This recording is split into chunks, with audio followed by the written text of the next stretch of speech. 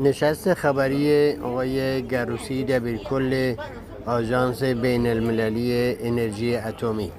آقای گروسی در این نشست خبری اعلام میکنه که محکومیت ترور دانشمندان هسته‌ای ایران در حیطه وظیفه من نیست. مدیرکل آژانس بین المللی میگه اعتقاد دارم که این چیزی نیست که به عنوان مدیرکل آژانس در حیطه مسئولیت من باشد. من به دلایل خاصی از انجام این کار خودداری کردم.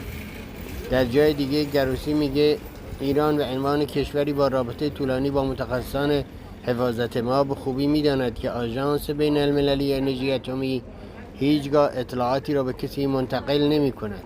اطلاعات به طور کامل محافظت شده هستند. همچنین اضافه میکنه با توجه به جنگ 12 روزه باید از مواد هسته‌ای بازرسی انجام بشه. نمیتوانیم چندین هفته یا چندین ماه این روند مذاکره رو ادامه بدهیم. مکانیزم ماشه تحت نظارت من نیست. بریم با هم دیگه صحبتایشون رو بشنویم. On the Iran issue, this is the first time we've spoken since the June events took place. You clearly said in the extraordinary board meeting that the attacks violated international norms, but you did not address the targeted murder of nuclear engineers and nuclear scientists. So I'm giving you the opportunity right now to condemn the targeted murder of nuclear engineers and nuclear scientists. Is that something that you condemn? I'm a diplomat. I'm a man of words. I'm a man of negotiations. I'm a man that believes in international law, in talking to resolve questions. So I would never condone, rejoice, or endorse any physical act of violence. I believe that this is not something that, as Director General of the IAEA, falls within my purview. Iran has said this is part of the attack on the nuclear program. We deplore the use of violence. And of course, this is part of that. But the opportunity you are so generously offering me has been offered by many others because people want the DG to point fingers at countries. And it is not only in the context of this particular conflict that has happened. And I have refrained from doing that for a very specific reason. Although I am saying the law, as I should, always. I should remind everybody what international law or national law say about one thing. I have a job to do. And getting into, I would say, political criticism, finger-pointing, attribution of guilt and things like that, I don't think are helpful. Okay, so opportunities. I'll move on to the second question then. Yes. But all those nuclear scientists and nuclear engineers that you work with around the world, they should be looking over their back because they're fair game. That has a number of dimensions. On the one hand, when it comes to our own inspection work, as you know, this is guided by the Comprehensive Safeguards Agreement. This is legally binding. It's not a confidence-building measure it's a legally binding instrument that we have with Iran.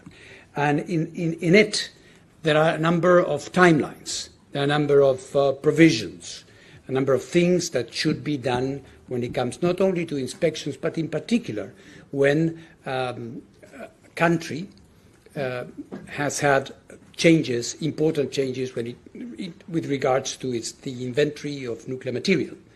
And as I think those who are familiar with these instruments, it is known that the normal timelines, periods of time that are envisaged in the CSA have elapsed and for some time. So I always said that, of course, in the context of the negotiations, the conversations, and my relations with Iran, we try to apply common sense, which is very important, because what happened in Iran is not banal.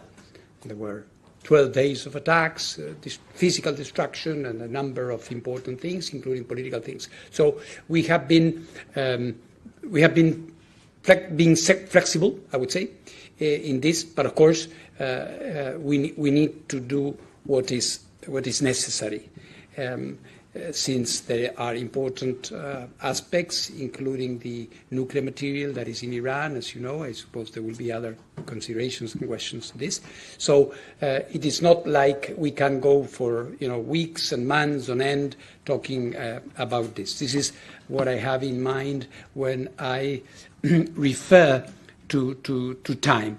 And of course, there are also other considerations which are not necessarily or directly or in my purview, but quite clearly there are diplomatic, political conversations, and there is the issue of the snapback and things like this, which I suppose reasonably point to the need to try to be effective and to try to put us in a clear place as soon as possible. This is what I have in mind when I say time is important. The Iranian authorities seem to be worried that if they open up their nuclear facilities to the IAEA inspectors or disclose the location and the status of their enriched uranium, that information could be used by Israel and the United States to mount further attacks on Iran and these facilities. What assurances can you give Iran that this wouldn't happen? And more broadly, as the director of the IAEA, you have talked about the dangers of military attacks on nuclear facilities. What can you do, or what are you willing to do to prevent any such attacks on IAEA-monitored facilities in the future?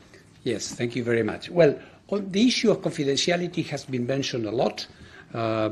Iran, being one of the most inspected countries in the world and with a long relationship with our safeguard experts, know very, very well that the IAEA never pass any information to anybody, never, ever. We understand that at the time of war or attacks, there are emotions, people say things. We don't get into polemics, but the integrity of the work of the IAEA cannot be put into question under any circumstance. So for those who are technically savvy and know how the agency works, they know very well that the information is perfectly protected. از این که ما را همراهی و دنبال می‌کنید قدردانتون هستیم. ما نیاز به حمایت شما عزیزان داریم. آن چیزی که در دستمون هست و میتوانیم و از دستمون برمیاد در طبق اخلاص میذاریم و تقدیم شما بزرگواران میکنیم.